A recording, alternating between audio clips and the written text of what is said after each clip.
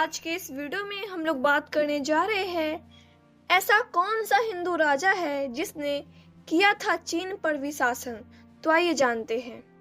क्या आपको पता है कुषाण कौन थे? यह भी शोध का विषय है, लेकिन उनमें से कुछ पारसी थे और भारत में रहने वाले हिंदू और बौद्ध थे। कुषाणों के बारे में मथुरा के इतिहासकार मानते हैं कि वे शिव के उपासक और कुष्मांडा जाति के थे। इस जाति के लोग प्राचीन काल में भारत से बाहर जाकर बस गए थे और जब वे शक्तिशाली बन गए तो उन्होंने भारत में अपने साम्राज्य का विस्तार किया। गुर्जर इतिहासकार उसे गुर्जर मानते हैं। कुषाणों में सबसे शक्तिशाली सम्राट हुआ कनिष्क। अफगानिस्तान के बच्चों के नाम और उनके यहाँ के स्थानों के नाम आज भी कनिष्क के नाम पर मिल जाएंगे। सम्राट कनिष्क का राज्य कश्मीर से उत्तरी सिंध तथा पेशावर से सारनाथ के आगे तक फैला था। कुषाण राजाओं में क्रमशः कुलुज, कडफाइसिस, भीम, तक्षम, भीम कडवाइसिस, कनिष्क प्रथम, वासिष्क, हुबशिष्क, वासुदेव, कुषाण प्रथम, कनिष्क द्वितीय, वशिष्क, कनिष्क तृतीय और वासुदेव कुषाण द्वितीय का नाम प्रमुख है। 151 ईस्वी में कनिष्क की मृत्यु हो गई थी। कनिष्क का सम्राट बहुत ही विस्तृत था। उसकी उत्तरी सीमा चीन के साथ छूती थी।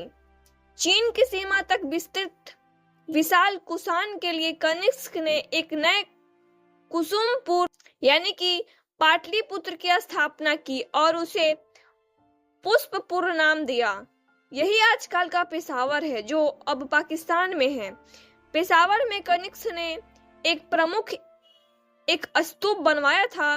महाराज हर्षवर्धन के शासनकाल में जब प्रसिद्ध चीनी यात्री ह्यूएन त्सांग भारत भ्रमण करने के लिए आए तो इस विशाल स्तूप को देखकर वह आश्चर्यचकित रह गए थे।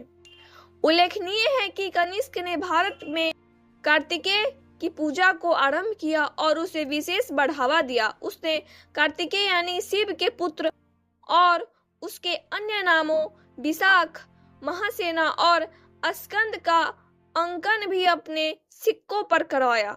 माना जाता है कि इकार के यजीदी लोग भी कार्तिकेय की पूजा करते हैं और उनका संबंध भी कनिष्क से था। ऐसा भी माना जाता है कि यूची कबीले से निकली यूची जाति ने भारत में कुषाण वंश की स्थापना की। इसी वंश का प्रमुख राजा कनिष्क था। हालांकि इतिहासकारों में इसको लेकर मतभेद है, परंतु यह स्पष्ट है कि वह पहले हिंदू धर्म का उपासक था। बाद में उसने बौद्ध धर्म को अपनाया था। कनिष्क केवल उत्तरी भारत की विजय से संतुष्ट नहीं था। उसने चीन के सुप्रसिद्ध सेनापति पान चाओ के समक्ष चीन के सम्राट की कन्या से विवाह का प्रस्ताव रखा। चीन के सेनापति ने इसे अपने सम्राट का अपमान माना और तब कनिष्क का चीन के साथ युद्ध हुआ। इस युद्ध में कनिष्क की पराजय हुई, परंतु वह निराश नहीं हुआ और उसने दोगुनी ताकत से चीन पर हमला करके उसने चीन के प्रदेशों पर अपना आधिपत्य स्थापित कर लिया। खोतान और यारकंद के प्रदेश इसे युद्ध में विजय होने के कारण कुषाणों के साम्राज्य में सम्मिलित हुई। कनिष्क की मृत्यु के बाद कुषाण साम्राज्य कमजोर हो गया। भारत के शकों ने आधिपत्य को अस्वीकार किया और वे स्वतंत्र होकर रहने लगे।